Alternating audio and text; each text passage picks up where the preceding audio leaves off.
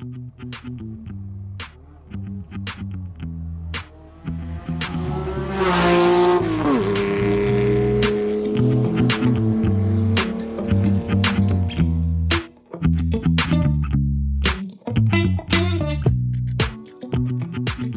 to Road to Redline, the #1 Porsche and car podcast celebrating the people and the stories behind the world's finest sports cars. Road to Redline is presented by YouTuber and magazine editor Lee Sibley, serial owner and columnist Joe Williams, and 993 owner Andy Brooks. Three enthusiasts on a mission to open doors and bring you the best stories, secrets, and exclusives from the world of Porsche. Hello, everybody.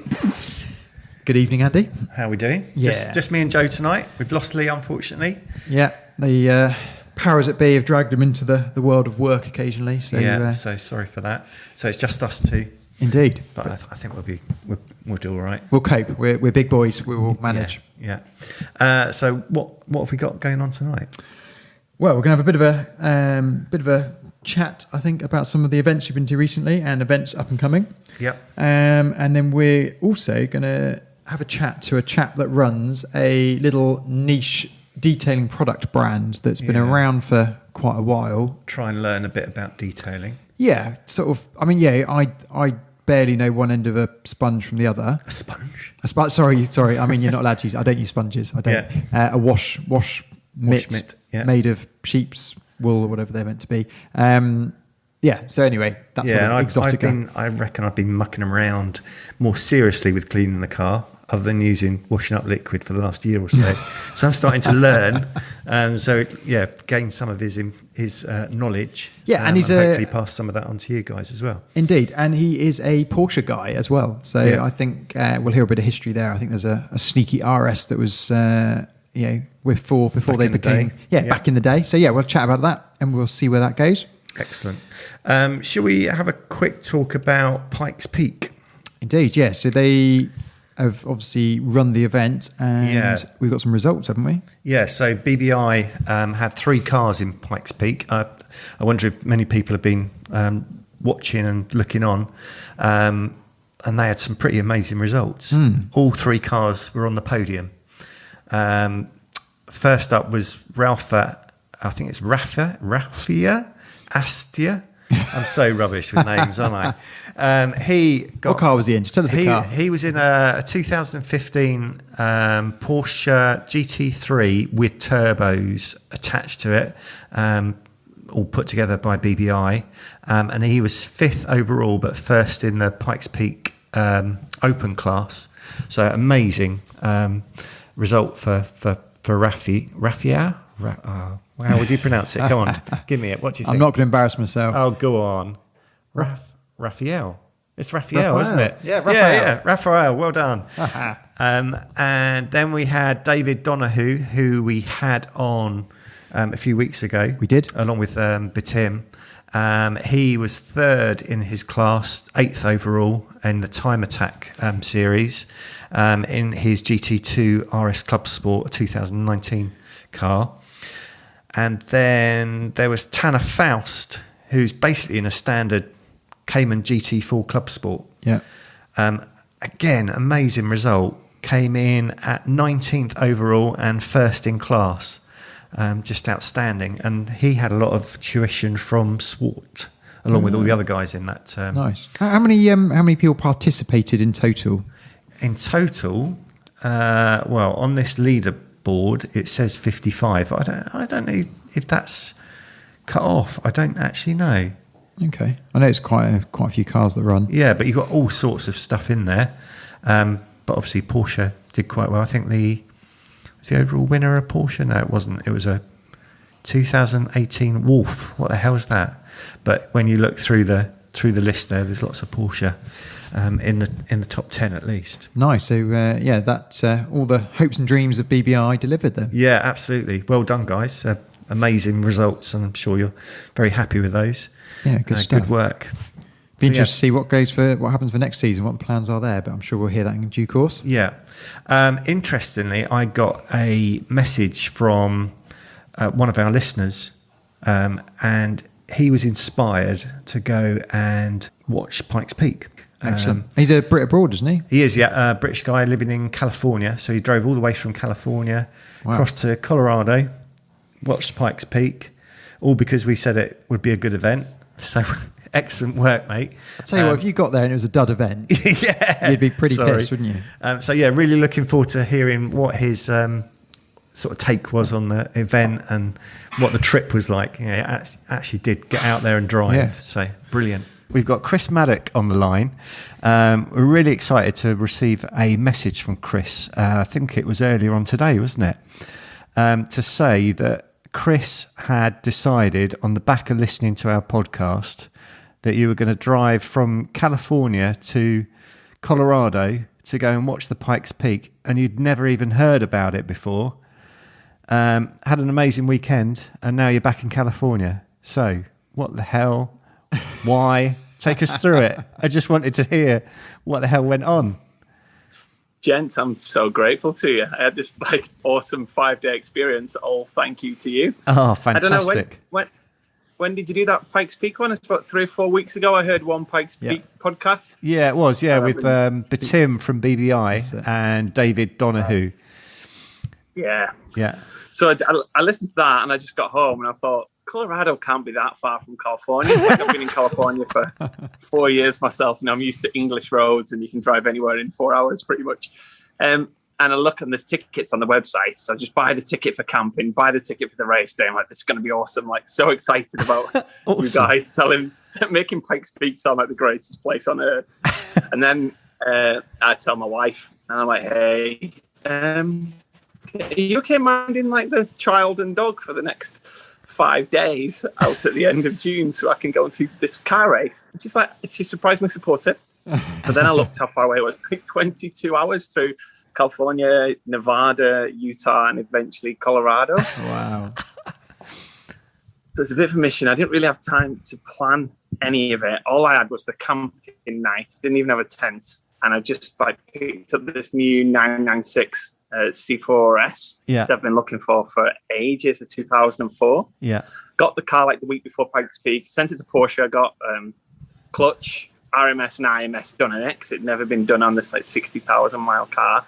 Just filled it full of crap, cool boxes, sleeping bags, and then set off on this mega journey. Oh my God.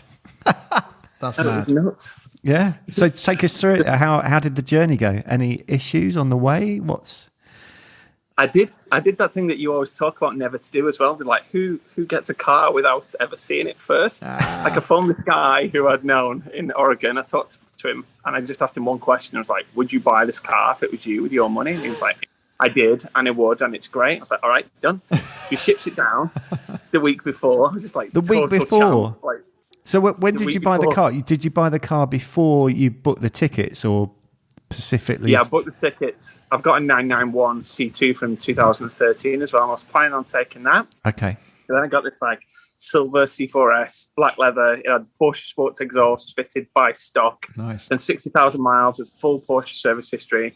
I was like, I'm going to take this. I don't know if it's going to make it or anything, but I'm going to take this. That's awesome. I love it. So I took it to Porsche. They did all that. I took it to this place in Walnut Creek, a place around the corner, Michael Stead Porsche. And there's this lovely lady called Melissa who wrapped it all up in 3 days. Got it back the day before I needed to go. And then I set out first night. I did 3 hours to Reno in Nevada and stayed in it's loads of casinos there. I didn't even know. Stayed in the casino for the night. Yeah. And then just got up the next morning and drove across Nevada. It was crazy. I left California. The temperature was maybe 25 degrees. And then it started raining as I got to the Sierra Nevada mountains. And the temperature dropped massively, to maybe 2 degrees. And came out the other side into Nevada. And in the space of 10 miles, it had gone from 25 to 2 to 45 degrees C. I'm in this new car. Oh my terrified God. about what's going to happen to it. But it was fine. They cruised through there. Then we got into Nevada. That place, it's just all the way across Nevada. It's just open desert, 360-degree views, just desert roads, 2 lanes, nobody there. So no cars could go the speed limit wherever you wanted to go. Yeah.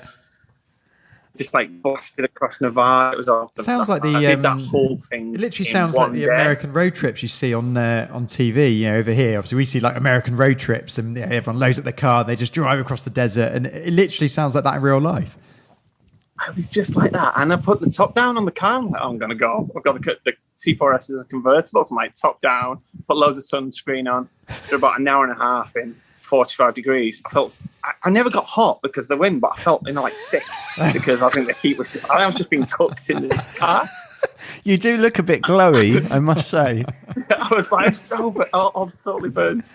And I'm constantly like every 5 minutes, I'm looking at the temperature gauge on this 17-year-old car going, is it going to blow up? Is it? But no, it was fine. Like straight across Nevada, I did from 7 a.m. to 11 o'clock at night that day. So I got into a motel room and I just crossed the border into Utah. Yeah. And then next day, got up, did the last leg to Colorado. That was actually pretty in Colorado. Like the scenery changed. It went from California to Sierra Nevada's mountains, then desert for 10 hours. Then Colorado was just massive mountains, fir trees as far as you can see, loads of rain. And it was like I'm noticing the car just getting slower and slower and slower. Is this thing going to die? Altitude. It was just like the sheer altitude in Colorado. Yeah, it's crazy, isn't it? The higher it got, the slower this car got. It's nuts. It still sounded good. It was still like, I was impressed with the sound. I found a Walmart like 5 miles outside of Pikes Peak. Bought a tent from Walmart, chucked it in the car, got there, it was like pouring with rain. Got into Pikes Peak, no problem. Rode up to the campsite at halfway ground where someone had told me it's where the cars went the fastest. Yeah. And when I was, I don't know, maybe I was 19, it's how I loved Porsches. One of my friends, Steve, had a 996 C2 and we went to Le Mans in it. Nice. I know you're expecting like Le Mans, you just see like Ferrari, Lamborghini, Porsche, just millions of cars drive past. Pikes Peaks, nothing like that. I was like the only Porsche in the campground, the only 911 that I could see. Everybody stopped. It's like, wow, I can't believe somebody brought a 911 here. Some kids came to look at it. And I drive it past the tent, find the one space I can, and there's this like big log sticking out the ground, which I don't see. Ride straight on top of it, rip the front plastic under tray off the car. No. It's like in pieces, shattered on the floor, with like 100 people simultaneously all watching this 911 come in, going like, "Oh, stupid English guy." Yeah, right, exactly. What's he doing? What everybody else is in these massive F-150 pickup trucks because it's just entirely off road where the campsite is. But it was fine. Like I've moved back, put all the pieces in the front. I picked all the pieces of broken tray, put them in the front. I didn't want to litter on the mountain. And then, like, pitched the tent, pretty much went straight to sleep. Woke up, came to the barrier, and everybody had already put the seats out the night before, which didn't know. Like, people were obviously prepared, like, when you go on holiday and you sunbed next to the pool. They all knew what they were doing. They put, like, gazebos up, and they were all next to the racetrack. And I just walked in between two gazebos, like, guys, can I sit? And they're like, yes. I got to talk to these three guys, Alex, Brennan, and Cody. They let me in the gazebo. They brought a cooker, and we were on this bend watching. The cars came past the bend, and I think it was the highest speed point on the track. I'm not sure. Like first 3 or 4 cars came past, everything's fine, and then the GT2 RS came past, and that guy was going so fast. Like the sound was terrifying. Oh, was that David? And he came straight. It was terrifying. It came straight. It looked like the car was coming straight to the fence. Everyone ran away from the fence to try and get away because they thought he was going to hit it. And he'd come across the whole track. His wheels had touched the dirt in front of us, maybe 8 feet away, and left like a mark in the dirt where the wheels were off the track. And it ripped through. It was genuinely a scary moment. Everybody was running away from the barrier. And then the Bentley did the same thing, and then that Model S Plaid came through, and that was proper fast as well. Yeah. All those electric cars had weird sirens on, like they sounded like police cars. They were forced to play noise. So you could hear them. Yeah, so you could hear them coming, so you didn't get killed. Wow. It was great. And then they just like car after car came through. It lasted about 5 hours. It's way more enjoyable than you think. You think it's just a car coming past at 130 mile an hour, but the sound was amazing. It reverberated in your ears. The view across all of Colorado, the sun had come out, and you could smell the gas as they went passing off in the car. So you could like smell. and they were frightening. Every, say, 1 in 5 cars, one looked like it was coming in the fence. He was using the whole way to the track. So how close were you to the track? Are you how far back are you from the track? Or are you really up close? Maybe about like 10 feet. Oh, wow. And all the American guys, they were complaining. It wasn't like this last year. We were sat on the track. We were on the road. Bloody hell. I'm fine here, thanks. It's terrifying. Yes, we did that and watched the race, and then you got let off the mountain, which was great because we got stuck. Getting off the mountain was slow, but then it cleared, and they closed both lanes going down, so it's just closed road descent. And I got out of the traffic and could like do 3 miles of the course. You could just like whip down it however you wanted. So I did that in the 996. That was just really good fun. I loved it. And then I drove back through Colorado, and there was a snowstorm. Like, tried to go over this mountain pass. There was a massive mudslide that closed one of the roads. That was like, and then I got redirected around this mountain path. There was a snowstorm, and I've got this car's got Michelin Pilot sport tires on, so I was confident in, but there's no tread. It's like a millimeter to spur. California spec. Yeah, there's like nothing on them. Yeah. And when I was 25, 26, I went on this a lad's holiday before I was due to go away on holiday with my girlfriend. We're going to the Maldives on the Saturday. I was a lad's surfing holiday Monday to Friday. And I promised her I'd drive back on the Friday. And then we had some nice food, we had some beers. And I said, don't worry, I'm going to drive back at 3 a.m. in the morning, and I'll still make it in time for the flight. And my then girlfriend, now wife, was like, I don't like the sound of that. Something's going to happen. But I was like, no, it'll be fine. I had this 3.2 litre Boxster S, which I loved. I thought this car was the greatest thing in the world. So I leave North Wales at 3 a.m. to get back to London. It's really wet. There's the same situation. There's no tread on the tyres. I just spin this thing. It's just like spinning round and round and round in circles. I can see a truck. I can see the front of the M40. I can see this lorry. I can see the front of the M40. It spins so many times. And eventually it like grips and goes straight. Sheer fluke. Crashes into the motorway barrier, scrapes all along it, and stops. And I get out, no airbags deploy, and I think, I'm fine here. I can see my side of the car, and it looks okay. Then I look at the other side, it's just ripped off, radiator's gone, front wheels destroyed. It's just totally destroyed the entire car. So it's made me super. I'm being sat in that 996 on that Colorado mountain in the snow and all the wet. I mean, I was like, there's no tyres on this thing again. I'm in the exact same situation on a mountain pass. Yeah, I was proper scared. And the best bit is the car got sent to Porsche to repair, and it was dead. But they sent me this like book about tyres, like pictures of tyre depths and how they performed in water. It was like a tyre going over a piece of glass, and you could see it disperse in water. And all I could see when I'm going over this mountain pass is this book from Porsche going like, don't drive these cars with no tread in the wet.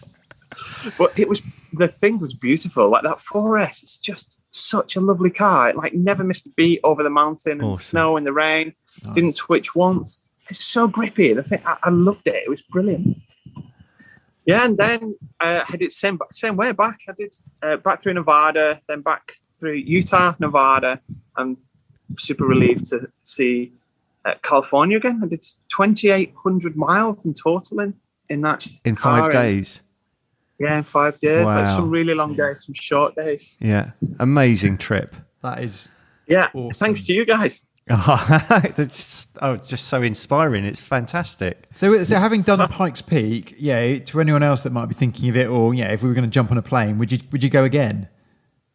I'm definitely. Next year's the 100th anniversary of Pikes Peak, and I'm definitely going back for that. Yeah. I've got to find a way. I got some good tips as well because I wanted to go to Devil's Playground, which was the topmost place. Yeah.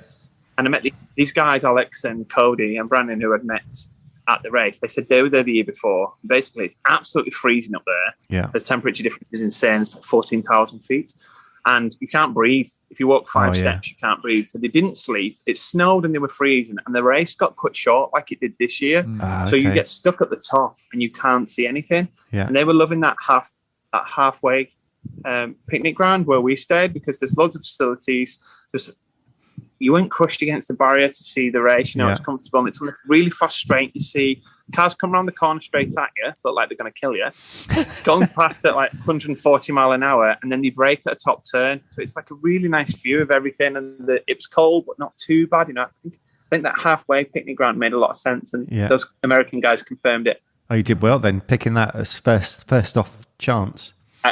Everything must look from hearing your original podcast to buying a car, to buying a ticket, my wife approving it, to surviving the mountain pass, to the engine tray getting ripped off and the car surviving. It's just like the greatest sequence of luck in my life. Amazing. I saw you sent a couple of pictures, and there was some pictures of a couple of the BBI cars. Did you get to meet any of those guys at all? As soon as the race finishes, they remove everybody just piles. Firstly, everybody steals all the signs, the advertising barriers that are like hanging up, like Toyo tires or Michelob beer. People steal those straight away, and then everybody climbs over the barrier and sits on the road. And the cars roll down. Yeah. The drivers have got the windows down. The Porsches, the windows don't work, so the doors are open. And they like high five you, and the drivers were stopping and chatting as they came through every spot. So you saw every car up close in the parade. They're all like revving their engines super loud. Wow. It was really, it's the best like motorsport thing I've ever been to, including going to Le Mans. You're just so close to it and high fiving every driver in the car. People are just like touching the car on the way past. You don't get that on the F1 at Silverstone, do you? No. You wouldn't like that. No. Yeah. Man, amazing. That's hilarious. Yeah. So how long have you been in California? I moved to America 5 years ago. I lived in a place called Portland in Oregon, north of California. Yeah. Yeah, so I did 3 years there, and about 2 years ago, I moved to San Francisco. Nice. Cool. Well, amazing journey. Thank you very much for joining us from California. Thanks, guys. Thank you for the inspiration. It was awesome. Absolute pleasure. We'll have to think up the next place that you need to take your car on a tour to. Yeah. Let me know. Think of somewhere cool when I'm in. I'll be a roving reporter. Yeah. Awesome. We'll send you out on the road. That'd be hilarious. Great. Thanks, mate. It's really good to talk to you. Yeah, really appreciate that. Cheers, Chris. Thanks. Great to meet you. Keep up the good work. Cheers. See you later. That's a serious round trip, isn't it? Yeah. So yeah, Pikes Peak, done. Fab. Let's talk red carpet, Andy. Red carpet, yeah. It's this Saturday. Yeah. So this pod will be out just before. Yeah. So you may even listen to this on the way to the red carpet. Very true. Please could you arrive from 9:30 onwards? We've got a little bit of setup to do. So we'd rather do that and have everything ready for you rather than people turn up early. That would be really fantastic. We've got coffee going on. There's some foodie type stuff going on. Coffee and food. Might even be a red carpet. Might be. Mm-hmm. Yeah. What else is there going on? We've got a little competition going on. We've got a few prizes. So you need to get your thinking caps on. We're going to actually record a episode while we're there on Saturday. Live pod. All things goes well. And with that competition, we'd like you to come up with some questions for us, either on that day or if you've got some ideas for future pod episodes. Chuck them in the pot. Yeah, chuck them in the pot, and we will then be pulling out some of those questions for some prizes. Easy. So yeah, get your thinking caps on for that. Oh, we should probably say if anyone is a last minute ticket for the red carpet, then you can grab them on Eventbrite. Yes, yeah. Just go through the link on our Instagram page, link in the bio, and that takes you to the Eventbrite site. Yeah, please register. They are free, aren't they? They are free, but you do need to register before, just so that we've got all of your details. Please don't turn up at the door. It's just difficult at the moment with current numbers and things. Yeah, I'm sure you'll understand. We're sort of going to wrap up, just to sort of set expectations. Wrap up at 1 p.m. ish.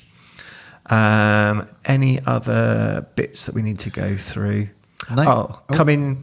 When you arrive, make sure you arrive through the Bridge Street entrance from the A5. Don't take any of the high street entrances. Apparently, they're just not very desirable. Okay. As far as sort of, I don't know whether it's the road's shit or whether... stick to Bridge Street on the A5 it is then. That's it, yeah. So, yeah, really look forward to meeting you all. Right, Saturday. Should we chat to Dom from Dodo Juice? Yeah, let's do that. Dom from Dodo Juice, thank you for joining us. It's a pleasure. Thank you for having me. Excellent. So the idea of this evening is to kind of get a bit of an idea on, obviously, you and where you've come from with Dodo Juice, as well as a bit of Porsche history, and kind of give us some insight into one of the sort of more niche-y brands in the car detailing world. And obviously, you've been around for a good bit longer than most. And it's a very different ethos, isn't it, to the sort of big box brands?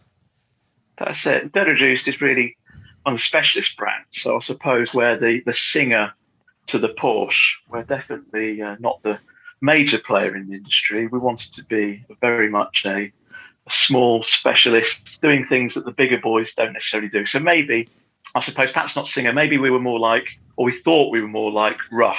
We were probably one of those kind of companies where one or two people in a shed started to do stuff that was interesting to them and hopefully to other people. And the in terms of Porsche history, I think you've had a couple yourself, is that right? That's it. I've had a few Porsches myself. I started off, well, my car history was, I know that you guys talk about this this stuff in your podcast, but I started off, I was quite lucky. My first car was a Caterham 7. Yeah. And I loved the Caterhams. I was obsessed with Caterhams. So yeah, I was about, I suppose, 17 or 18, getting into cars, obviously not driving anything remotely fast. And I just got completely obsessed for the next few years with Caterham 7s. So I was determined to have one as a first car. Now, this leads on to Porsche because I managed to get into a Caterham as my first car with a help of a bank loan. And I was about 23. And the best thing about the Caterham 7 at that point was because it was a kit car, it was actually very cheap to insure for the performance it offered. So if I tried to go and get hold of a 911 or something, age 23, the insurance would have been crazy. Even back in the days when you could pick up a 3.2 for 10 grand, it would still have been a lot of money. And you could get into a Caterham 7. I paid about £8,900, I think it was, for my first Caterham 7. And the insurance was £600 a year, which was fantastic. And I'm sure today with my vintage, it would be probably a couple of £100 for what is an immense amount of performance, especially when you're 23. Now, that brings me on to the Porsche story, because I think with every car, and I'm sure you guys have found this, you tend to have a car, especially if it's your only car, your daily driver, you get your frustrations. And for me, of course, it was the fact that it had carburetors and you had to pump it a few times to get it going. And you Not the lack you were of a there. roof. You were marveling, first of all, at fuel injection. Any car that had fuel injection, a magic I written on the back, you were actually secretly very envious of. And the second fact was, of course, the poppers destroying your fingernails every time it rained, putting the hood up. So the Caterham had amazing handling, it was very fast, sounded absolutely fantastic through the nice bridge or underpass. And I loved it to pieces. But it didn't really have doors. It didn't have heating as such. Yeah, and I thought, you know what I'll get? Well, when it was time to get rid of the Caterham and go for something else, because I fancied a change, a 944 Cabriolet came to mind, because I'd always quite liked the look of the 944, and it had an electric roof. And if you've been driving a Caterham 7 as your only car, this is my daily driver. So I'd like to say now that I do subscribe to the Ren Sport ethos. I'd like to think I'm pretty hardcore, pretty extreme. And I know that you guys also have a fondness for things RS. But it was a day. I used to take the Caterham commuting in the snow. I went to IKEA with it. I used to load the shelves into the passenger seat, then put the roof on afterwards. But after a while, I think I had it for about 18 months. I think I just completely lost the enthusiasm for bare bones motoring. I had a silver leader kit car, which was sort of Caterham 7-esque, but more wings on it. That didn't have any heating whatsoever. And I daily drove that for a couple of years. And I actually remember driving up to my girlfriend's dressed up in moon boots, salopettes, full gloves, hat, ski jacket, and I was still frozen to my nuts. So yeah, I can totally understand where you're coming from there. So the 944 Cabriolet, now of course in Porsche, and I'll call it Porsche because I'll probably get told not to call it Porsche, but it's always just been the very English, unfortunate pronunciation of Porsche for me. I've always been brought up around them and with them, and had some German relatives, and always loved 911 turbos, and probably the same with you guys. But then when I had the opportunity to buy a Porsche, and I couldn't afford a 911, I could afford a 944, and it was a Cabriolet, and I thought, great, I'll get an electric roof.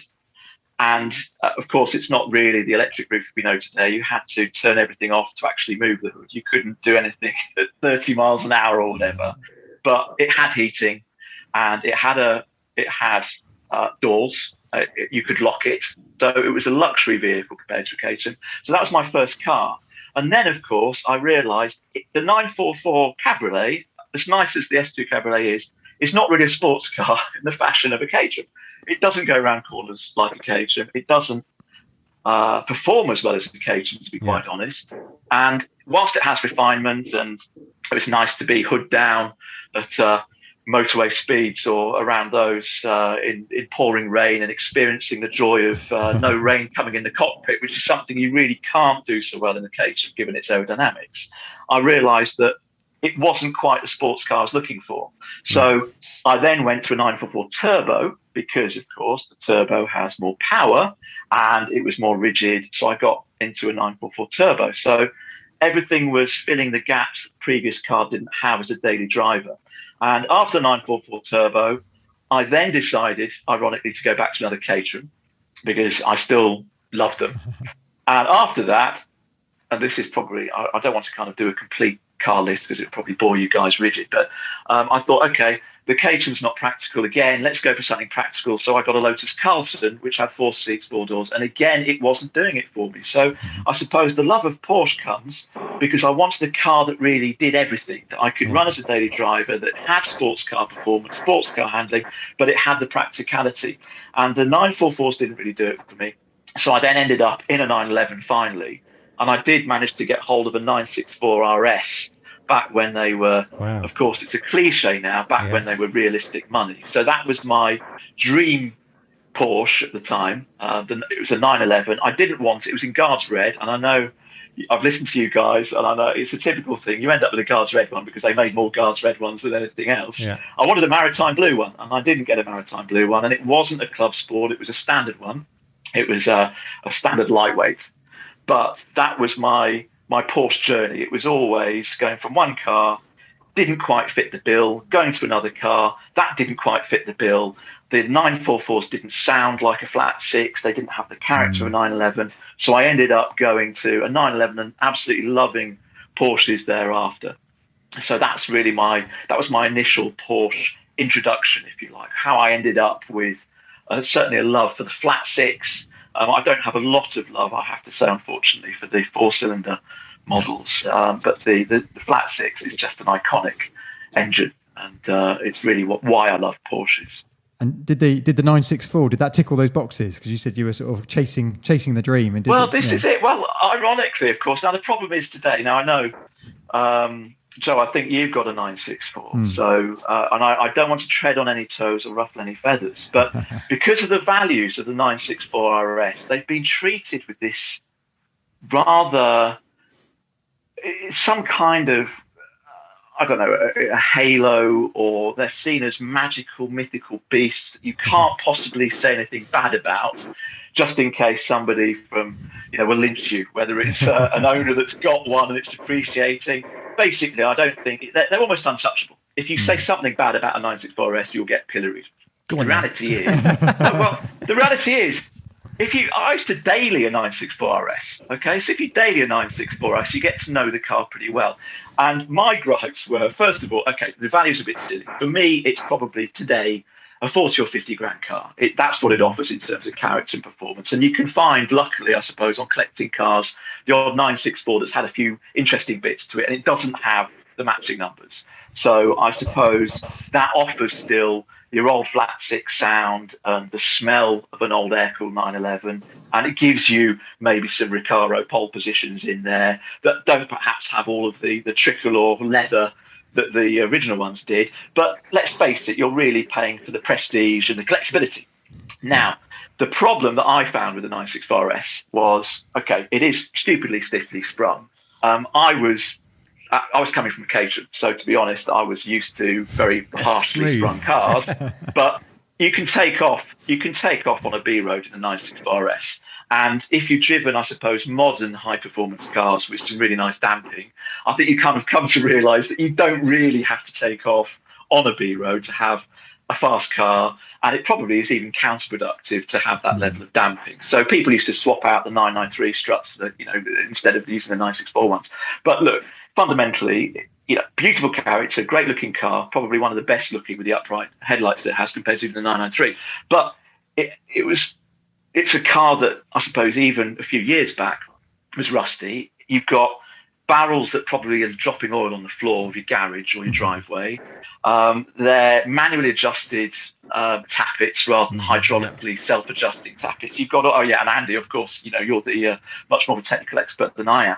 But it was a car that had certain vintage faults that you'd have with older machinery. They will be rusty here and there if you're not careful, around the front and rear windscreens or screens or whatever. But certainly, the one little niggle that I had, I suppose, with mine was that, first of all, I never felt it was as quick as it should have been. It would have been nice if it was doing 300 horsepower plus, because a well-driven hot hatch would pretty much keep you honest. And I suppose if you're driving a 911, you'd really want to show them a clean pair of heels. And that never really happened with the 260 odd horsepower that they claimed for them. The second thing is, I never thought, and this is where I probably do come across as a bit of a nutcase, I never actually thought that they had taken as much weight out as they could have done, because they had a glass rear screen. And now, Andy, you might say, okay, they have a glass rear screen because if that was Perspex, it would have been too much twist in the chassis or something, or maybe using that rigidity. But I didn't like the fact it had a glass rear screen when I knew that cars could have Perspex rear screens. And you'd open the glove box, and they'd taken out the main courtesy light in the cabin, so you couldn't see where even the ignition barrel was to turn the car on. If it was completely dark outside, and if you live out in the sticks, then that would be a problem on a moonless night. But they left the light on, or they left a light in the glove box, and I was there thinking, they've done so much to this car, including, of course, things like the small washer fluid reservoir. The thing about washer bottles, of course, is that if it's a 2-litre washer bottle, I think is standard in a normal 964, you could just put 1 litre of water in it. You didn't have to have a specially made 1 litre wash bottle, but I suppose that's due to the regulations where they say if it's full of fluids, it weighs this amount. But I always did think it was slightly odd how the glass rear screen was in, and they had a few areas where a bit more weight could have been removed from the car, and I felt that they went 90% with that, and that's really where I suppose the niggle came in, that I should have got a Club Sport, but they were hideously rare, much more expensive even then, and so it probably annoyed me enough not to hold on to the car, especially because it wasn't maritime blue or peppermint green, which would have been lovely. It was just a Guards red one. So ultimately, there's a loft conversion that needed doing. It needed a bit of money. So I chopped the 965 RS in to get a bit of cash. I got an Impreza turbo in part exchange. And I suppose that's the other interesting thing. Even at that point, the 965 RS was becoming a bit too valuable to track, and I was using it, or wanted to use it as a track car. And of course, an Impreza, you could bash around a track and it wouldn't really matter. But I put a J-pipe on the 964 RS. I put a racing, a Momo suede steering wheel, and I was tutted at even at that level, drilling the airbox, which I suppose is something. Hopefully, I'm not disrespecting Lee by saying it's probably the kind of thing that he and I would have in common. Looking up what to do to these things and drilling an airbox with your sacrilege these days, isn't it? Christ. I know it's sacrilege, but then it was just trying to get a bit more noise out of the car, and maybe a bit more performance, but certainly a bit more noise out of it. And it was sacrilege, and I did feel. Maybe it was an outlaw before the days of Magnus Walker being an outlaw. You started to feel, as a custodian of a 964 RS, that doing these things was wrong somehow. Yeah. But it felt so right, yet it was obviously so wrong to the establishment. So I thought, you know what, loft conversion needs doing. I can get an Impreza. And of course, it was the biggest mistake in my financial life, apart from not spending the same amount in Bitcoin that the J-pipe cost me at the time, because of course I think I'd be able to afford a 993 GT2 now if I'd have had Bitcoin at the time. So it's one of those mistakes financially, but I don't think it was a mistake from a driving perspective or a driver's point of view, because I think in terms of Porsches, there's other cars out there, there's other models out there that excite me more these days. I enjoy the lack of complication. There's a 981 Boxster 2.7 that we have in the family, which is the open air car to enjoy on a lovely day, and just hearing the engine screen through to 7,000 and having to work it. It's not a very fast car, of course, but you have to really extract the performance. So it's not going to bludgeon you in terms of performance, but you have to drive it carefully and tidily. And it sounds fantastic. So I suppose you can get enjoyment from that. But it's funny that also has 260 horsepower, like my old 964S has done. And that was picked up as a lockdown bargain for a fraction of the cost, probably 10% of the cost of a 964 RS. Yet it has brakes that are probably almost as big. It's not going to be as quick, but it's still got that beautiful engine. And they're extracting, of course, 260 horsepower from 2.7 litres with 24-valve water-cooled technology compared to the old 3.6. So, yes, somebody said, do you want to swap your 964S for the 981 2.7? I'd still probably say yes. But I think it's impressive in terms of the current technology. And I did enjoy my time, the 964S, but put it this way, the driveway is considerably cleaner now that I don't have one. So can I ask when the Dodo Juice sort of started? Was it 964 induced? Yeah, well, this is the interesting thing, I suppose, in terms of Porsche, because my first jar of wax was some Zymol carbon wax, and you guys might remember it. Zymol were advertising Swiss wax as well. They're advertising a lot in the back of the Porsche magazines. So when I got my 964 RS, I also got my first pot of wax, and I got soon after a clay bar from Swiss wax, and I had no idea about how to use a clay bar at all. I think I even used it inadvertently with some tar remover trying to get some tar off, which is an absolute no-no because it dissolves the clay, it just smears it across the paintwork and becomes impossible to remove. So I was a little bit of a complete detailing idiot, but I've been seduced, I suppose, by these exotic waxes that I've seen in Porsche magazines. And I've got a Porsche, and of course, having a Porsche that I cosset, and I had all of these rather stupid misapprehensions, misassumptions, I suppose, about what wax was. I thought that the Zymol goes on about an inch thick, and that all the stones that are going to come up from the road will stick into it, and I can kind of pluck them out like a layer of Vaseline on the front of the car. And of course, wax isn't like that at all. If you want to do that, get some PPF today, and that's a great way to protect your car. So I was into Porsches. I'd heard about waxes, but Dodo Juice came about really because I left my job I was working in London. I was working in advertising, of course, because I had a red 911. So I thought, what career goes with the ownership of red 911? Advertising. I'll grow a ponytail. I'll wear nice little polo neck sweaters to work, stuff like that, and I'll live the ad man's dream. What a vision! That's it. That was the bit. It was to get the 911, really, get the red 911, and then the company was going through a takeover or a merger. I can't remember, but it was one of those situations where the HR department offered everybody the chance to basically leave or stay or whatever it was. They had to go through a year or whatever of consultation. And I was there and I was waiting effectively to be given a big package and said, thank you very much, but we don't need you. And it never happened. I think they actually wanted to keep me, which sounds terribly ungracious, but I was really quite happy for them just to let me go and give me some money and I could maybe try something else, because I was reaching a point in my career where if I was going to start a company and do something, then that's what I would do. But it never came. They never gave me that offer. So I thought, okay, I'm going to leave anyway. There was that book doing the rounds, Feel of Fear and Do It Anyway, one of those books about how you've got to take a risk now and again. So I decided, right, okay, I'm going to resign. I don't have a job to go to. And what will I do with my time? I had two ideas. The first one was setting up a Porsche business with my Porsche mechanic, who was an ex-Auto Farm guy. And I thought, great, okay, well, let's set up a Porsche Indy. How difficult can it be to set up a Porsche independent garage from scratch? It's got to be something that any normal person would be able to do with a shoestring budget and a bit of enthusiasm. So let's have a go at that. So that was my first plan.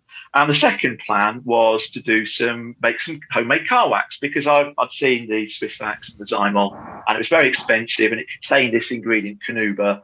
And I thought, you know what? those guys in advertising innocent smoothies. Those advertising guys literally went along and put more bananas and more strawberries into a blender, and they're now doing fantastically well. And I'm an advertising guy, and maybe if I put a bit more Canuba into a product and a bit more beeswax or whatever it would be, I can stir up a better car wax maybe, and I can sell it for a little less money, and then I can afford an even better Porsche. Maybe I'll get myself a 993 RS, something along those lines. So that was the dream. Now, of course, it didn't work out like that, because I was home brewing car wax on my stove at home. And I was making probably about 4 pots a night in little glass goo containers. I don't know whether you guys know little fondant kind of containers. And I was making. Can you just rewind 1 second? At what point did you either decide to have a go at making wax or learn to make car wax? Because most people don't know how to make their own car wax. That in itself sounds like quite a difficult thing to do. But is it actually all smoke and mirrors? Is it quite an easy thing to do? Okay, well, back when I was doing it, it was the vision was to create my own brand, because I'd been working on other people's brands, and I'd had experience working. And for some reason, I'd ended up working on automotive accounts like Saab and Vauxhall. I'd written a Bentley brochure in a previous employer. So I thought, instead of the client having the control, if I create a brand myself, a car care brand, a car wax brand, for example, then I can have the control and I can be the client. So some of it was that I wanted to create a brand of anything. And it just so happened to be that I was into car care a little bit. I was into detailing. I'd got into detailing at that stage. There were detailers around at that point who were using very expensive waxes. And I became probably more fascinated by the car care products, by these very expensive 5-figure, often, certainly 4-figure, but getting into 5 figures, some of these waxes, which is crazy, crazy money. And I was there going, wow, this is an interesting product. Now, I like detailing, but detailing can be quite hard work, and I'm naturally a little bit on the lazy side. So I'm thinking, okay, that's kind of interesting. And I can detail. I'd want to know how to detail a car properly. But wouldn't it be fun to make your own car wax? Now, I can combine that with creating my own brand to market to people, because that's what I've been doing for everybody else. So if I'm going to create a brand from scratch that no one's ever heard of, let's give it a silly name. Let's call it Dodo Juice. It's really referring to a made-up ingredient, because a lot of people were making big claims. There's no regulation as to what you can put into car waxes. So you'd look on the back of some of these jars of wax, and there'd be ingredients there, some of which sounded preposterously exotic. And I thought, well, if I say that mine's got some extract of dodo in, it's got a little bit of dodo juice. Of course, it's not real, but it sounds like it's got unobtainium in there. So that was the brand as an idea. And it was really a case of, I can make this because the ingredients are available to find online. Specialist suppliers of waxes did exist in the earlier days of this is going back to about 2006. But how do you come up with making a car wax? And there were no people homebrewing waxes as you can do these days. There was no help on forums. There were no groups. It was literally me doing research into things like ski wax that people were using. There were a lot of furniture wax recipes that you could find. There'd be, on an American forum, there'd be, Mrs. Jefferson's homemade beeswax for teak or whatever. And I think, oh, wow, that might work on a car. And of course, car paint's very different. But I knew that these exotic car waxes contain Canuba, they contain beeswax, they contain quite a few ingredients that I might be able to find. And then I found things like, there's some turpentine oil and linseed oil. These are natural drying oils. Coconut oil is a natural drying oil. Let's just go melt some Canuba, melt some beeswax, melt some coconut oil, see what happens. So, of course, I was there just turning the kitchen into what looked like a meth lab.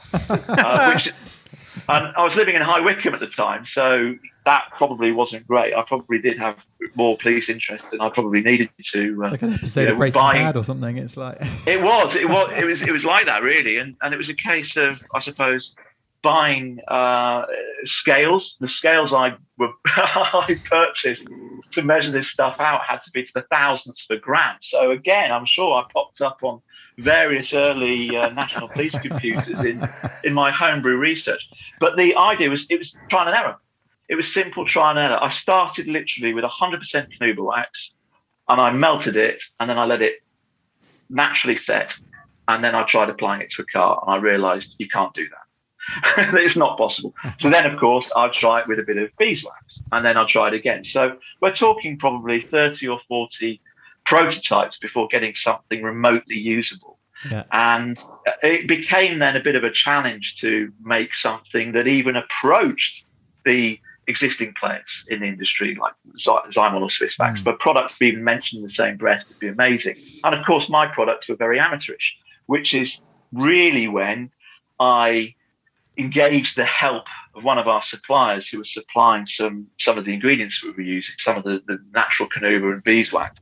And they said, look, we do contract manufacturing on a small scale. I mean, these are guys who, like me, were effectively, you know, moonlighting and just doing a little bit of work on an eBay shop on the side. And they said, look, we can make it for you in more than 4 jars a day, which, to be honest, I don't think I was ever going to pay off at 900 RS at 4 jars a day. So I was thinking, right, that sounds pretty good. If you can make 50, maybe if you make a batch of 20 to 50, this would be good. And also, I felt that when these waxes were made, they could be improved, because I've got my schoolboy chemistry.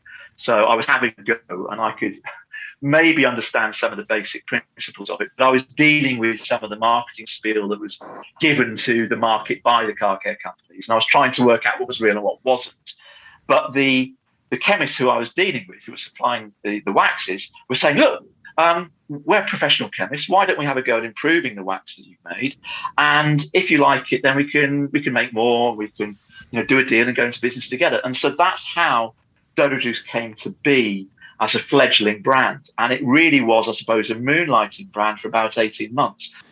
And the bit I'm interested to get our heads around with it on the car wax thing. So yeah, Andy's obviously quite experienced in products and using them and that sort of thing. Yeah, I'm the opposite end of the spectrum. Yeah, I can just about wash my car and I don't really know what else to do with it. I bought some of your products years ago and they're still in a drawer looking at me, and I'm still not quite sure what to do with my clay bar and my Dodo Juice slip and slide, or whatever it's called.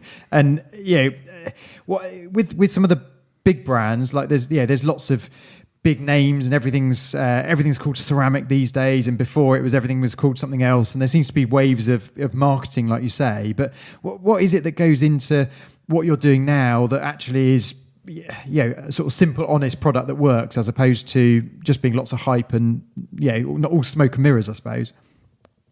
Yeah, there are a lot of buzzwords. I mean, ceramic's a classic buzzword because a lot of the ceramic products that are labelled as ceramics, I think, in my opinion, probably aren't true ceramic products as we would describe them. I think within industry, it's used as like turbos used on your Taycan turbo. It's used there to say this is a high-performing product. But there's always, as you say, the smoke and mirrors, there's a little bit of perhaps snake oil involved in the marketing still, and it's a buzzword and it will do the rounds. And the reality is a true ceramic product, which probably will cost you about £1 per milliliter if you go and get a true ceramic product that I would understand it, isn't the same as a water-based nano product that's marketed as ceramic inverted commas. So what Dodo Juice tried to do early on, ironically, ceramic wasn't the enemy. Well, if you could call it an enemy, we have our own ceramic products and our own water-based nano products, but certainly buzzword marketing was the enemy. Now, buzzword marketing back 15 years ago was really Canuba percentages being crazy. People were there saying, Canuba this, Canuba that, thousands of pounds for this Canuba product. Canuba seems to have disappeared, doesn't it? You don't really hear about Canuba much anymore. Well, that may be to do with us, because we wanted to bust the Canuba myth a little bit. And we explained really to people that you can calculate Canuba however you want to calculate Canuba in a product. If you want 100% Canuba in a product, I can sell you a product and make a label that legally says that it's got 100% Canuba in, because I'll put 100% of the wax content is Canuba, and I'll put 1% of wax in this mix, and I'm not lying to you, because that 1% of wax that is in there is Canuba. It's not beeswax, for example. So there's a little bit of sleight of hand. And what about the? if you were coming at it as somebody as a sort of beginner, so to speak, who's not into the trouble is now anybody can call themselves a detailer, and there's hundreds and hundreds of guys that have popped up as they used to wash cars, now they're detailers. If someone's going to do a DIY job, what's the basic kit or process? Where would you start if you were coming at it new in terms of, right, you get yourself a bottle of this, bottle of that, follow this process, and that will get you started? Okay, well, it's a really good point, because I think you have to break it down. It doesn't really matter what products you have to begin with. I think it comes down to knowing the essential process of car care. And detailing is an interesting term, because I think when people refer to detailing, it's become really car care plus these days. It doesn't necessarily mean detailing. Detailing, I suppose, in the truest sense, is really doing what Singer does to a 964 compared to what a stock 964 is. It's literally taking every button and every bit of trim and treating it in a different way. And there are guys that are doing proper old school details, and they're doing things like taking engines out, and it's not just a case of even doing fuel filler cap and door sills and inside the barrels of the wheels, which of course your valeter probably wouldn't do. Your hand car washers are doing that. But I think that's different. Don't get hung up on detailing. What you really want to do is care for your car to the level that basically you can afford the time and effort to do without becoming bored by it. You'll get a bit more enjoyment by looking after your car. Your car always feels a bit more special to you when it's clean. You start to fall in love with it a little bit. If it's there looking ratty and dirty and it's all muddy, you start looking at the classifieds thinking, there might be something shinier out there. And when it's clean, you're there going, you know what? I'm going to get that stone chip fixed, and I actually really do like it, and it does look good in a certain light. I think you fall in love with it again. So it's worth doing. But don't get hung up on detailing. Do as much as you can do. Detailing is really, I suppose, about the details. So if you can do inside a door rather than just leaving the door closed, if you can do the barrels of the wheel rather than just the face of the wheel, then do that. And if you have got BBS split rims, then I'm crying for you already. So they are been there, done that. Yeah, so get yourself a set of Cut 5 spokes and happy days.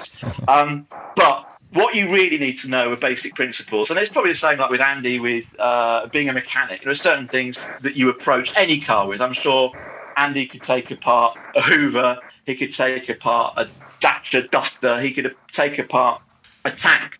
The same principles apply to detailing. What you're doing, first of all, is effectively getting the car clean. So however you get the car clean, you just need to know, right, I'm going to try and get the car as clean as possible without touching it as much as possible. You want to try and contact it as the least that you possibly can, because that's where you get swirls into the car. So we always recommend a 2-bucket method. Before you even get to that stage, you want to be doing a pre-wash. So a pre-wash could literally be a pressure washer just with water. It could be using a snow foam. It could be using a TFR, traffic film remover, an all-purpose cleaner, just maybe on the lower areas, because these are chemicals. Sometimes less is more. You don't want to just be stripping a wax off. But certainly you want to be cleaning the car as much as possible before you get to the contact stage with your wash solution.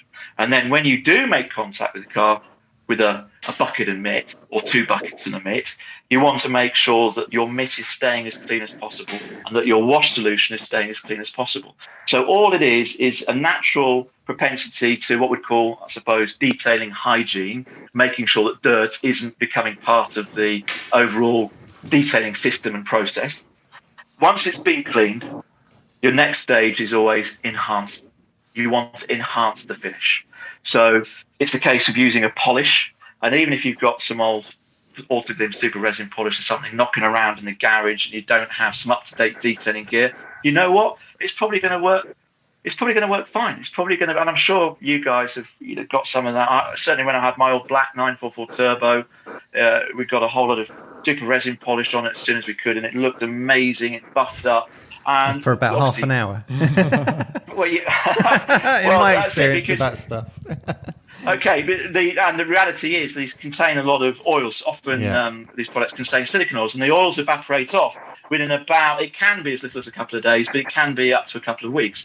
So what you do find is the shine can be short-lived. Yeah. But what you're doing, though, is you're polishing. You're adding glaze oils to the paint that's a little bit starved of any kind of shine. So you're adding a bit of what you're doing is you're cutting the paint a little bit with a mild abrasive polish. So all of that rough paint from all of those scratches over the years is being refined, and it's going to reflect a bit more. You're also cleaning the paint because the polishing process, and this is where you can do a clay bar stage before you get to the polish.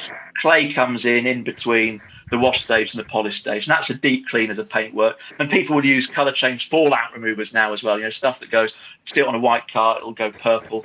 So you can do that again, and that's after the wash stage, before the polishing stage. But really, you're getting the car as clean as possible, pre-wash, wash, decontamination. Then you're enhancing it, which is really polishing. So you're going to polish the paint, ideally by machine polisher, I suppose, when you're at a certain level of sophistication. And then it's about protecting that finish, trying to lock that finish in for a few months. It will make it easy to clean. It shouldn't get as dirty. And of course, you'll be able to keep that shine for a bit longer. And then it's a simple case. After you've done those three processes, it's a simple case of maintaining it. Tends to be pH neutral shampoo, detailing spray, and you don't need to do all of this every single fortnight. It should be that you do a big clean 3 or 4 times a year. You wash, clay, polish, and wax at that point. And in between, it's just washing it when it's dirty, using a detailing spray, maybe a bit of tar remover in the summer months, stuff like that, and trying to maintain the finish and also the protection you've got on the car, because you don't want to rip it all off. The last thing you want to do is to go and get a really strong traffic film remover the day after you've applied a wax to your car, because, of course, it's going to give it a hard time and potentially put it off. Yeah. So basic principles are more important, I suppose, than individual products. It's interesting what you say there, because I'm sort of, I guess, about a year or so into detailing, becoming more conscious of how to clean a car. So it started off that I was gifted a nice Krenzler power washer. Wow. And I thought, that's a good gift to get. Yeah, that was a good gift. That person must have liked you very Absolutely. much. Yeah. So I was very lucky to get that. And then I wanted to work out how to service it, because it hadn't been used for quite a while. And that put me onto, of all places, Obsessed Garage in America. Matt Moorman, he did a strip down on the particular pressure washer. And that started me watching a few YouTube things on how to wash cars, and I've kind of got more and more interested in it. And what that's helped me do is actually refine the process, exactly what you're saying there. And I'm also looking at how I can set up my garage so that washing a car is easy. So have like quarter turn taps that are quick to turn on, and have everything set up. So I've got a pressure washer set up, so it's ready to go with a nice, easy to reel out reel, and sort of looking at just making the whole process easy. And I think that's the key. Are you using filtered water yet? Sorry to interrupt, Danny. Are you using filtered water yet? Just got one and used it last week, so that's the first time I've done it. Yeah, because that's probably, I suppose, the ultimate garage build would be to have not only some of those modifications that you're talking about, nice lighting, for example, and everything to hand, stuff on taps in the garage just waiting to be decanted, but also filtered water can be nice with water spots, but it is expensive. You will get through the media fairly quickly in a hard water area, but that, I suppose, you could invest £1,000 in a nice garage detailing bay if you wanted to, maybe even more, but for mere mortals without that kind of technology to hand, because you do have to replace the media. It's not just a case of buying it and then it's paid for. It's like having a water softener. It's nice to have, but you have to keep putting resin into those DI vessels. It could just be a case of drying your car. If you don't have that, just dry your car and prevent water spots. Dry it quickly. Yeah. Don't detail a car in direct sunlight, especially if you've got a black car. Don't do the detailing outside on a really sunny day. If you can, do it early in the morning or at dusk. Yeah. You might get a few more bugs, obviously, at those times. But you will be fighting water spots. Absolutely. And DI does help for that. Otherwise, if you protect a car and use an open hose, you'll be able to run off a lot of the water, again preventing the water spots. And if you do get water spots, if you get to them quickly enough, detailing spray and a cloth, you can go over the car afterwards and get it looking shipshape again. But it sounds like you've got a nice setup on the way. It sounds like you're probably taking this. This is kind of like, get onto our detail. We've got a Kranzel hot wash, which is fantastic. It's we don't even tend to use it on the hot setting most of the time. It seems a bit extravagant. And we've also got a little Karcher K2, so we understand what the normal guy in the street who's trying to clean his car. If we did a snow foam that only worked with a Kranzel hot wash, it would be quite easy. We need to make a snow foam that works with a standard 70-pound Kranzel K2, because that's what realistically people are going to be doing. And they're not going to have, Andy, your DI vessel. They're going to have just normal hard water and be fighting the water spots. So we're going to put something in the shampoo to help them for that. But it sounds like you're on your way to becoming a detailer. I think this is going to be. I think an efficient car cleaner, I think, is my aim. Is basically to be able to clean the car within sort of 45 minutes, and it actually looked like a good job at the end. I think from previously, it's my job of cleaning the car is either I've missed half of it or I've spent half the day on it. So I think it's about efficiency. And I think I'm on the way to that. And I think I might share some of that as I build that over the next few months to our listeners. It sounds like it sounds like you should be on a detailing podcast very soon. There are a couple of really good detailing podcasts out there. Are there? Which that I listen to? What would you recommend? So the two that I really listen to and enjoy the most are the Pro Detailer podcast and the Speed 6 podcast. Pro Detailer is really what I'd call the Radio 4 sessions, kind of like Radio 4 banter and comedy. Really, really great guys, very informed. And Speed 6 are kind of like the Radio 1 rather than the Radio 4 generation. Amazing guys, and they talk through and discuss a bit like you guys could probably go on about different types of whale tail for 40 minutes to an hour. These guys will talk about, APC versus TFR, but both really good. They're both worth follling and subscribing to. Excellent. But as I say, Andy, it sounds like you'll be a guest on a detailing podcast very, very soon. Sounds brilliant. Fab. I think that's been really, really interesting and insightful. So I take it if people are looking for what to buy, I take it they can come and speak to you at Dodo Juice, and you can give them a bit of direction on where to start and what to go for and that sort of thing. Yeah, that's it. The dodojuice.com is our website. It can be confusing. We've recently pared down the range a little bit because our range was very specialist and very confusing. We've tried to make it a bit simpler. We've cut down the number of shampoos, number of polishes, number of waxes to try and make it a bit more accessible. The reality is that you don't need to have one of everything. Was there anything you do in terms of a promo code or anything that we can chuck out in terms of people want to head to Dodo Juice? Do you do that sort of thing? I can on R2R. R2R is good, yeah. R2R. An R2R10. Do you want an R2R10, something along those lines? Perfect. And we can certainly do that for your guys. That won't be a problem. Right, we'll leave you in peace for the evening, I think. You need to ask me my 10 questions. I'm going to be upset. Oh, yeah. Right then. Last thing, 10 questions. Can't miss that, can we? Are you ready? I'm ready. Okay. Air or water? Water these days since 997. That's a wrong answer. But especially as Lee's not here. Favourite Porsche model? I'm going to be a bit cheeky and say GT4 RS. Ooh. But if it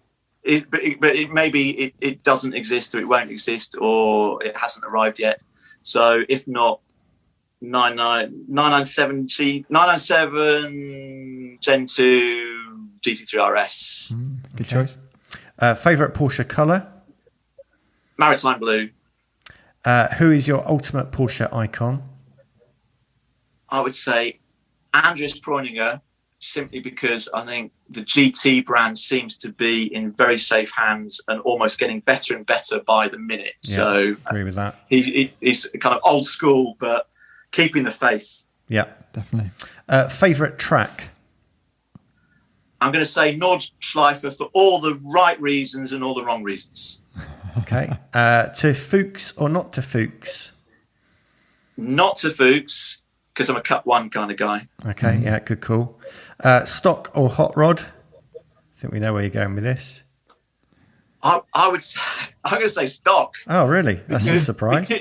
I'm going to say stock because literally when I was running a tuning and servicing centre, the cars that needed the least amount of work and money spent on them were the stock cars. Okay. So, and obviously some of the, like the new 992 GT3, oh my God, you don't need to hot rod it. Yeah. So. Narrow or wide body? I'm going to go wide body. Yes, I'll go wide body. Okay. Cars and coffee or a track day? Track day. And do you do back seats in a 911? Do I do back seats in a 911? Yeah, would you have them? Not would I sit in them? Yeah, not sit in them. Would you? I have sat in them. I've sat in them in old air-cooled 911s for quite long distances, and I'm just over 6 foot. It is possible. No, it needs to be roll cage, not roll cage. Cool. Roll cage. Excellent. I like that. Top answers there as well. Excellent. Thank you very much for your time. Been much appreciated. Fab. So that's how you meant to clean your car. Is it the 5 stages? Yeah, there's definitely more stages. I'm missing probably 4 of those stages. Oh, yeah. What? Just chuck some water on it and hope for the best. Yeah, I'm gonna actually, as I sort of formulate my garage, my little area that I'm sorting out, I think I might sort of document that a little bit on Instagram, on my little page, because I think it's quite interesting. Should be quite interesting for everybody to see how that comes together. I've got ideas on how to do it, so definitely, yeah, I'll keep you informed. I think I'm going to dust off some of my old bottles of stuff. And, do you think it's vintage? It might be worth money. I might sell it back. Take a couple of pictures and send it back to them and just say, how old actually is this stuff? Yeah. Do you want to buy some of your vintage stuff? You can put it in your museum. I think it might be, but let's do that. So I'm definitely going to have a go and see what happens. Yeah. Get it cleaner. Apparently. Good. We went to a really quite epic little event at the weekend. It was a great event, and I'm amazed how many people said they really enjoyed it and how good it was. It was really good. I'd not been before. Have you been before? No, well, it's actually the first year. First one they've done. They've done a couple of events before, which were just like classic car, but this was very specifically air-cooled Volkswagens and Porsches. So it was air-cooled edition, wasn't it? Yeah, air-cooled edition, which was at the Sanford golf course. Yeah, they sort of new. It was marketed as air-cooled edition at the clubhouse, I think. Yes, which was quite cool. Yeah. But yeah, great setting. I'm still confused. So we got there and we were all ushered onto quite literally the green. Onto the golf course, yeah. Onto the golf fairways. Course. And it was immaculate, perfect grass. Yeah. And they let all these, grubby old Volkswagens and lovely shiny dropping Porsches. their oil everywhere. Yeah, drop their oil everywhere and bits of wheel spin here and there. So I'm amazed. There must be somebody at that golf club that likes Porsche and air-cooled stuff. Yeah, I think there's good connections. Let's put it that way.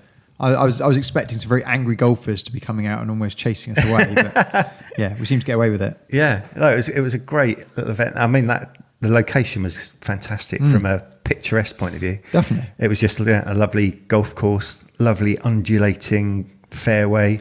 Good turnout as well. How many cars do you reckon were there? A couple hundred? Oh, I'd say more than that. Wow, yeah. Probably, 3. Considering the weather forecast, because I must admit I was a little bit, the day or so before, I was like, ooh, really? Yeah. Especially as I was taking Mrs. B and Doggo with me. Yeah, that could go down badly, couldn't it? Yeah, it could have all gone very wrong. But it was a great little event. I really recommend Especially that next year. Especially our start, because we started off from Poole and it was, we quite literally, we drove out of the rain. And ironically, I don't know about you, but when we drove home, we drove back into the rain. Into it, yeah. So it was just some southern weather, I think. Yeah. Got out of the rainy band for sure.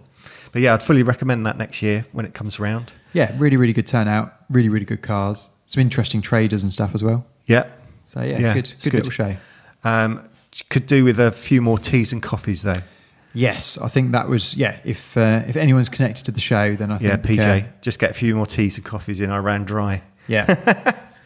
I think up the catering game a little bit. Yeah, excellent. Good. Well, hopefully I was going to say we just set the bar for the weekend. Saturday, yeah, what can go wrong? Yeah, absolutely. Right, what else have we got? We've got a load of new Patreons. Actually, something that we should play is it's a DIY disaster that we received a little while ago, and I keep forgetting to play it. And that's Simon Walker, who's up in the northeast, and he sent us a wicked little sound pipe. So I'll play that now. Hi guys, I keep thinking I missed the deadline on the DIY disaster stories, but you keep telling them, so I think fate is telling me to fess up about my own disaster. I'm going to go back to the early 90s on my first car, a Mazda 323 in a lovely shade of brown. After collecting it, I immediately did what everyone my age did back in the day, straight down to Halfords to buy all the essentials. A turbo sticker for the boot, some T-cut, some oil, a bottle of Slick 50 and a bottle of Red X. I rushed around with the haul, eager to make the little Mazda look and perform like a brand new car if the was to be believed. First, I poured the entire bottle of Red X down the fuel filler into the tank. I then proceeded to pop the hood and add the full bottle of Slick 50 before proceeding to top it with the oil. After about a litre, I was wondering why I couldn't see the engine filling up with the oil through the filler, but I carried on pouring anyway. Eventually, I thought I should start the engine, so all that lovely Slick 50 could sort the engine out and the Red X could clean the carburetors, and I was convinced that within seconds, the little Mazda would be purring like a pussycat.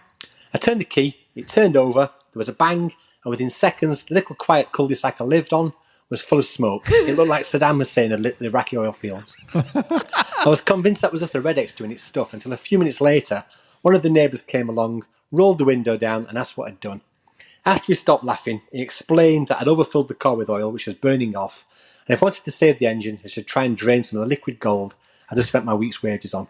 He gave me a socket set and explained what I needed to do.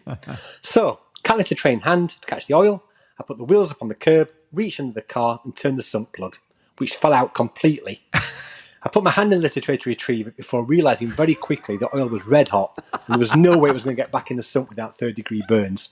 I then noticed the catalytic tray was filling very quickly. I wriggled out from under the car, ran into the house, grabbed the washing up bowl and returned just in time to see the oil overflow and run across the road. The ever so helpful neighbour suggested some sand would soak it up, but then as I didn't have any, that soil would do the job. So I then spent the next hour digging up the flower beds to cover the road and soak up the oil. I lived in that house for another 4 or 5 years, and that oil stain was always there to remind me to leave any future maintenance to professionals, a lesson well learned. On a more positive note, the car was fine, and it went on to at least one more owner after me. And it was also a key player in my own blue light story, but I missed the deadline on that one too. I hope it's made you laugh. It certainly brought back some memories for me. See you at the end of June. My word, Simon, that is a calamity set of circumstances. Amazing. You know, you can sort of relate to a story. We've all been there, haven't we? Fantastic. Thanks, mate. Really, I apologise for not playing it earlier. I hope people enjoy that. That's good stuff. Yeah, I like that. Yeah. So let's go back to patrons. We've got 4 new patrons in the last week, a couple of weeks or so.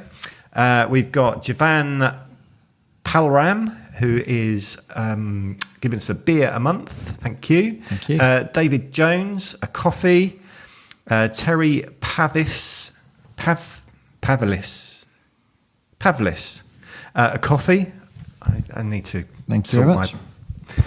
And we've got Sam Paget, who is a beer. So thank you, guys. Really appreciate it as ever. Right, anything else to go through, Jay? I think we've covered it all. I think we're there. I think we've rattled it. Done. Yeah. Yeah. Excellent. We are ready and raring to go for the red carpet. Yeah. Bring it on. Look forward to seeing you there. Yeah. See you all there. Cheers. Bye.